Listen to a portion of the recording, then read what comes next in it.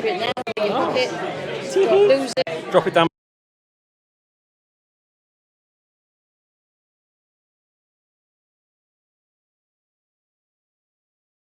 He said the train will probably get in at past. So bless him.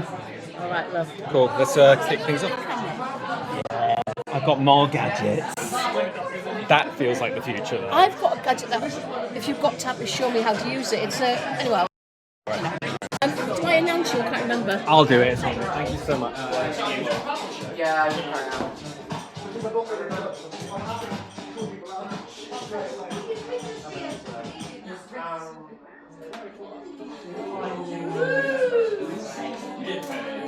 Are you ready for some comedy? Are you going to pretend there's double the amount of people here? Oh, it's really funny when half the acts aren't here. Please welcome to the stage, Matt Smith!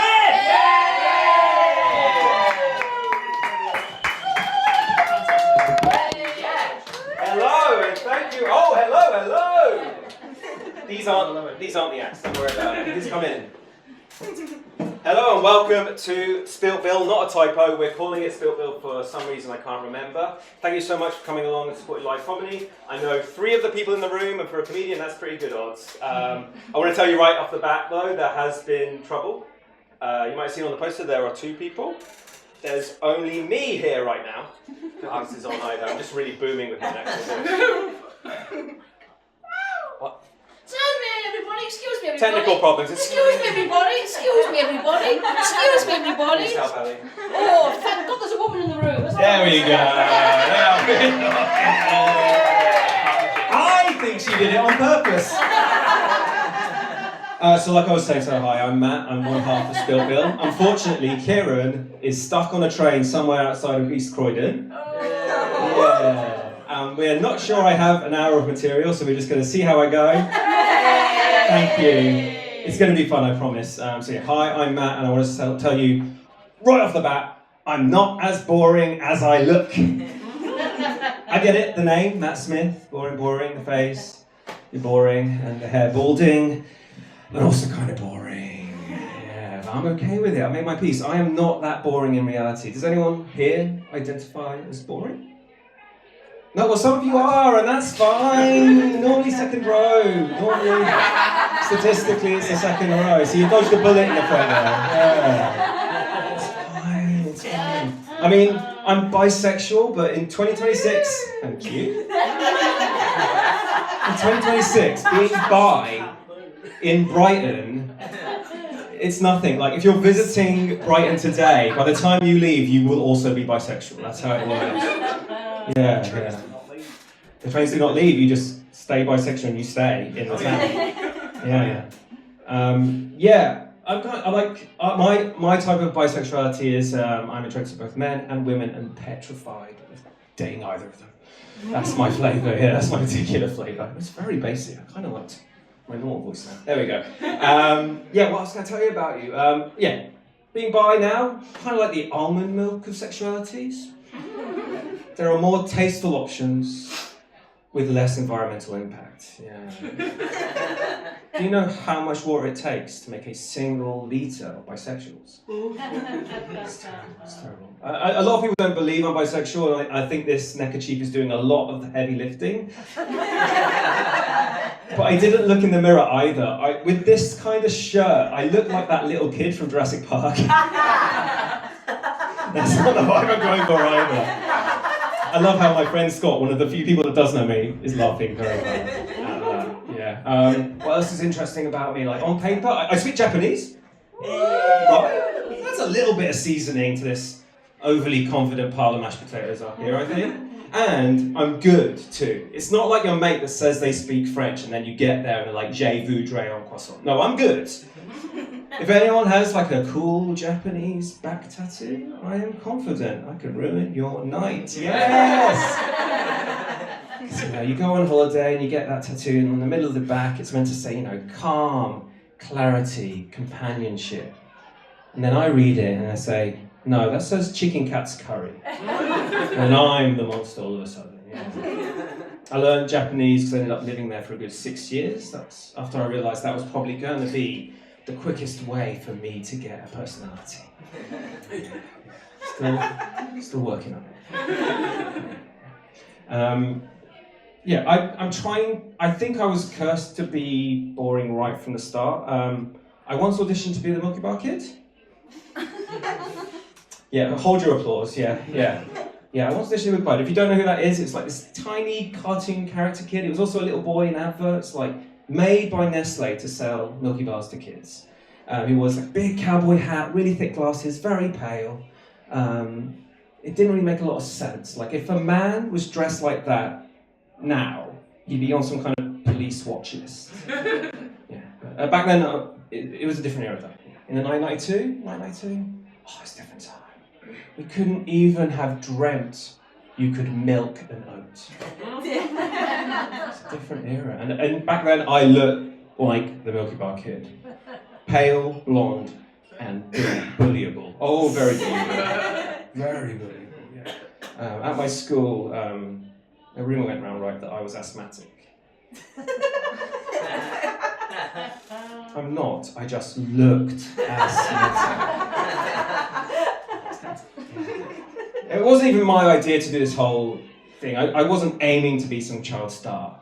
No, the blame for that lays at the feet of one Julie Smith. You guys heard of Julie Smith? No? Julie Smith? No? Oh, she's my mum. Yeah, she wanted a child star, I just wanted to play Game Boy.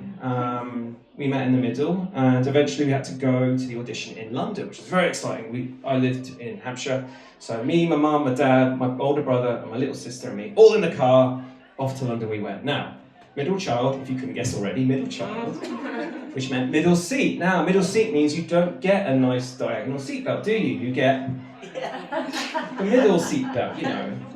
What happens if we crash then, eh? I totally forgot to lay up a joke, but it's fine, we're going to carry on. Alright, we're going to say it anyway. So, remember when I was summarising like how I might be interesting? So I'm bilingual, I'm bisexual, but yet somehow, all by myself. Now, to plant that seed, I'm going to carry on with the next bit. So we're in the car, right? And I'll admit, I was a bit of a worrier as a kid. Like, by the age of 6, I didn't know the term bisected. So if that car crashed little Matthew Smith, he would have been cut in half. What kind of life is that? Bilingual, bisexual, and bisected. It doesn't work. It doesn't work. It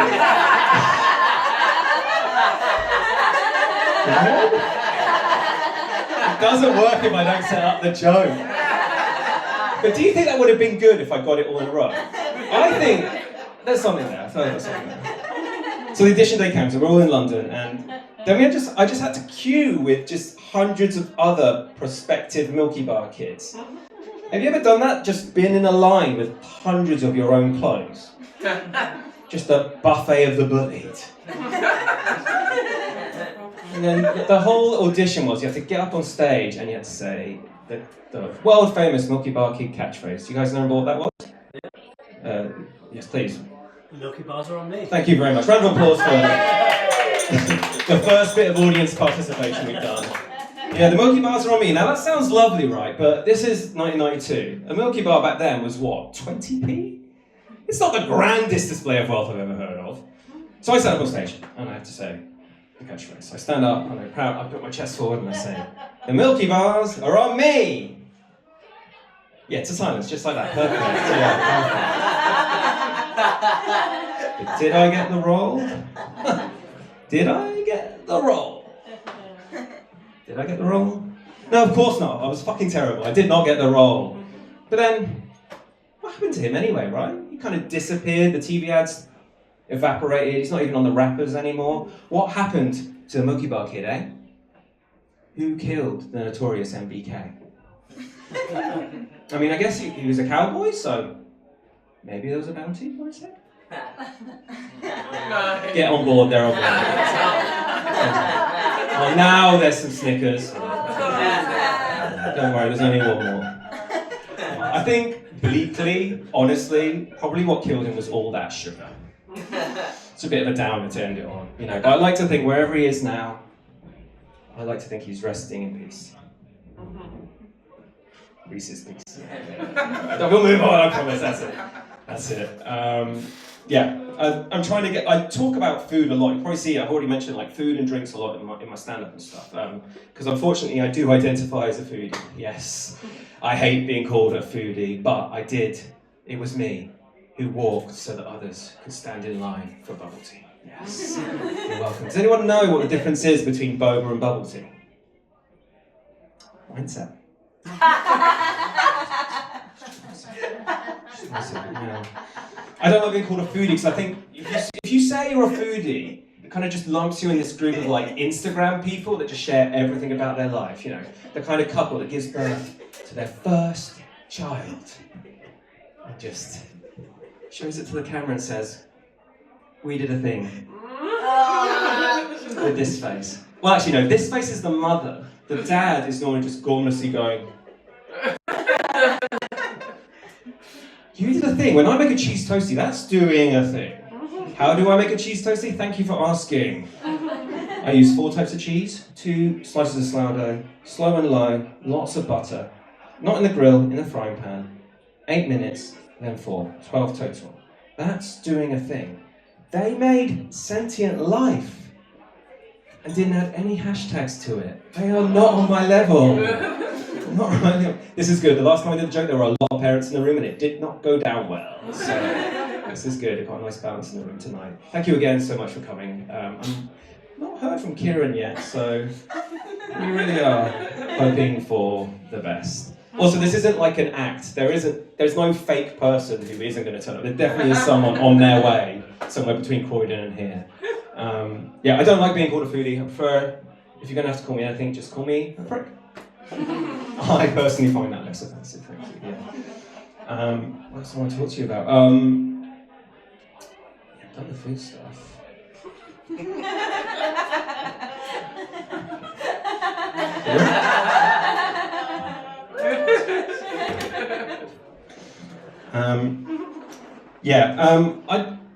I do identify as a prick as well, but I think I like to describe myself as driven, and I don't mean in kind of thrusting alpha male business leader. I mean literally driven as in I cannot drive a car. Yeah, I failed my driving test 3 times. Any non-drivers in the room? Anyone? Anyone here in the same boat or Uber pool? No? Thank you. Have you taken your test?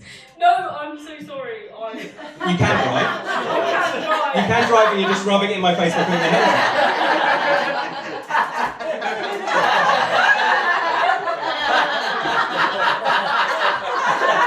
Wait, were you the one that whooped as well?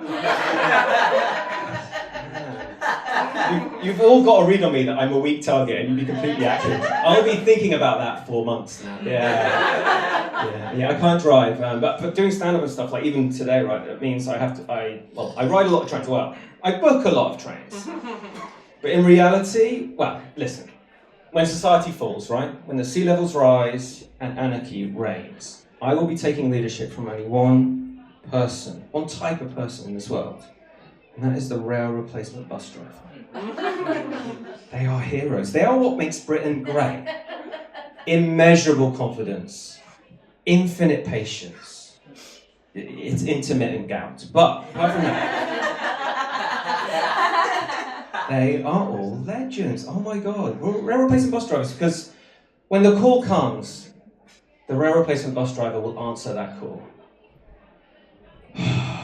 So you're saying you want me to take 2 hours driving from Brighton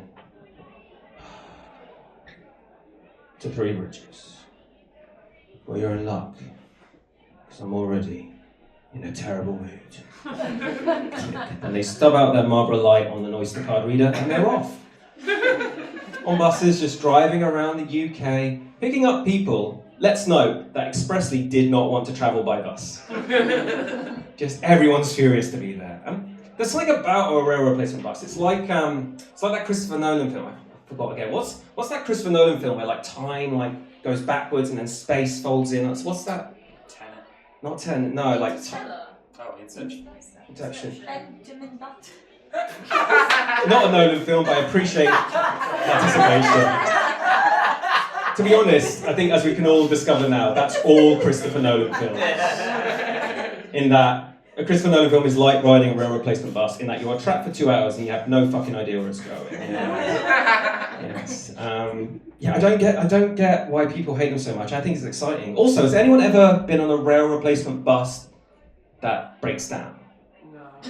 Like, what is a rail replacement bus? Are you going to say yes again? Or? I totally thought the front row would be the troublemakers. Oh my god. Oh, hello? Yeah, that's on. Hello? Oh, round of applause!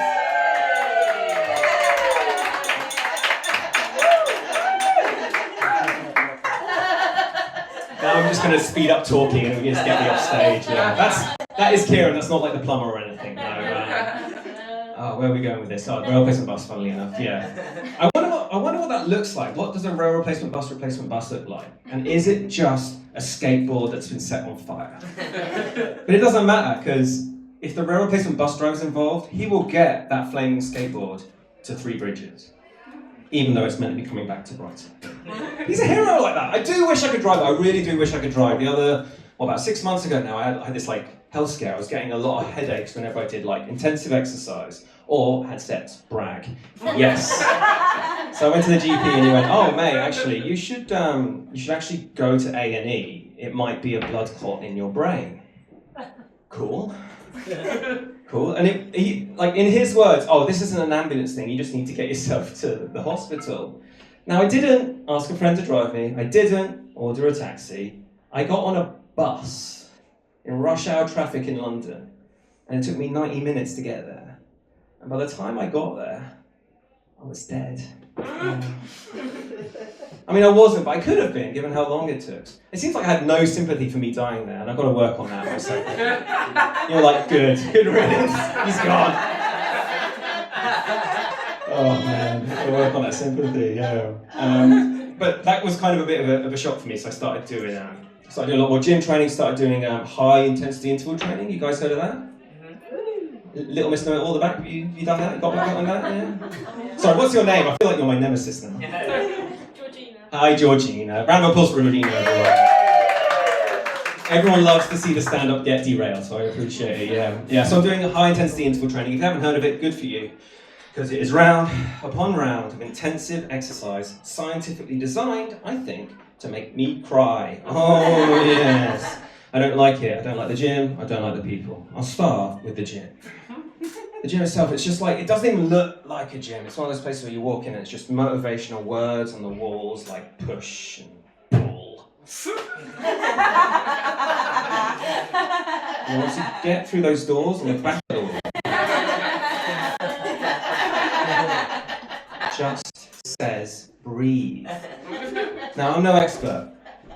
I think at a gym, that is the bare minimum you need to be doing. Thank you very much. And the people, there's just so many bankers in my class. I do the early morning ones, so it's all alpha, go-get-em types. So many bankers, so many lawyers. These are the kind of people that have more properties than friends. I don't know about you, but I'm 41 now. Wow, you don't look at that. Thank you. I'm 41. I wish I could afford just one friend. Oh. I really wish. Sorry, has anyone ever realised they're not their best mate's best mate? Yeah, I got you. Georgina, legend. After this, we're doing shots. I want to hear all about that bitch.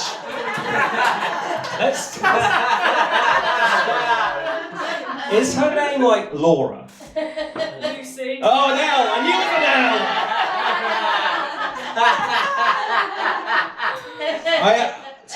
It's weird, when realising you're not their best mate, it's like when you're someone's waving across the room at you, and you turn back, and you're waving until you realise you won't be the best man at your best mate's wedding. I met my best mate's best mate. His name is Tim.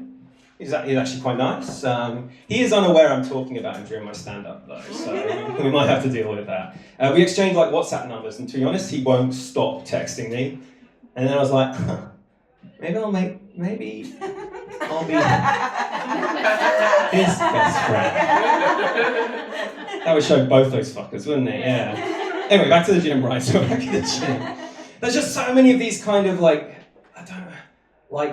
Canary Wharf type people. And I don't even live near Canary Wharf. Bankers, lawyers, finance bros, they call them, right? And finance sisters.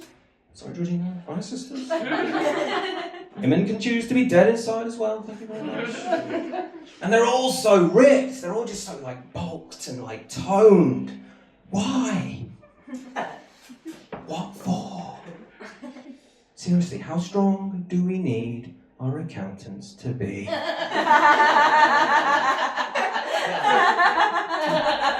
You walk in and there's always just someone just pushing one of those weighted sleds across the room. And what they're really trying to push away are their feelings. Sure, you've known Tim since high school, but we went to Alicante for 2 days. How many weighted chin-ups does it take until you no longer feel the weight of daddy's expectations? I've heard more than 2, apparently. I was talking to my sister, right, and she started going to the gym recently, and she said, it was unbelievable. At my gym mat, I saw a guy, I watched him do 15 pull-ups back to back. He said, do you think you could do that? I was like, yeah. I could watch someone do 15 pull-ups back to back. And that is the first joke on my set. Congratulations, everyone. Set up punchline. We did it, guys. We got 1 joke out of me. Oh my god. And I haven't been able to go for a while. I suffered what is known in the fitness industry as a box jump injury. Do you guys heard of box jumps? Do you know what they are? Yeah. Could you, for the rest of the class, just tell everyone what a box jump is? There's a box and you jump on it. Round of applause for this athlete! I didn't know we were graced with an Olympian in the front row.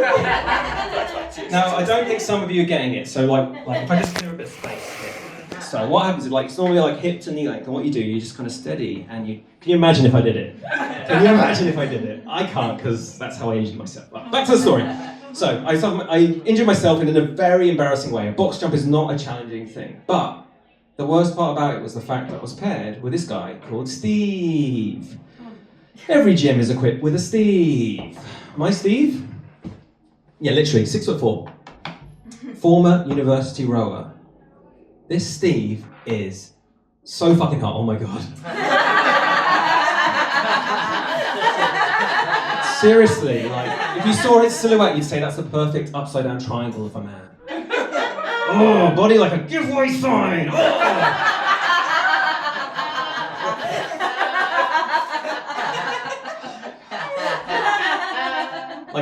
Steve looks like he could be in the Avengers if the Avengers wore those free t-shirts you get with protein powder, yeah?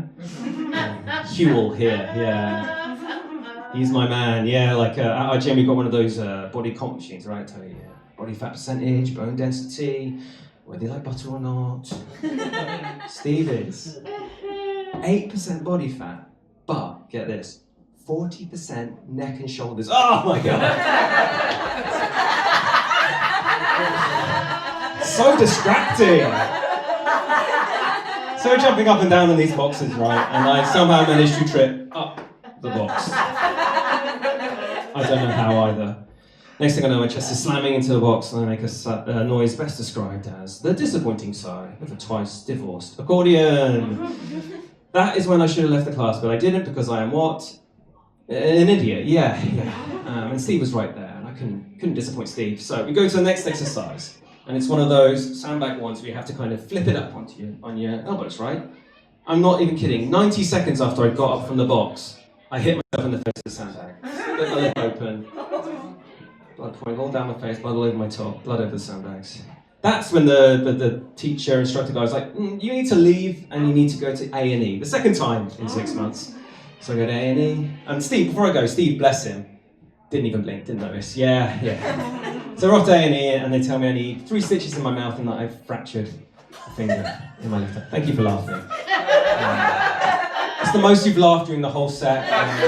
That's totally fine, I appreciate that. But I can't go back to that class now, you know. And to be honest, no, it never really healed my pride. So, someone doing box jumps up there. I don't know. Yeah, it never healed. So then it kind of hit me. Oh, I know exactly what I need to do. I need to just shake up my training. So I think starting in September, I will look into retraining to be an accountant. Yes, that's the game plan. By the way, that second A&E, the first A&E visit, the blood clot scare one, right? I saw a bunch of doctors, saw a physio, and then they told me I was overly tensing my neck muscles when I was doing exercise, and I was holding my breath at the most important bit. You know, like when you squat, I was holding my breath, and that tension meant I wasn't getting blood oxygen to my brain.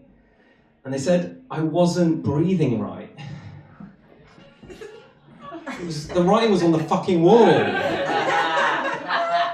I hate it when walls are right.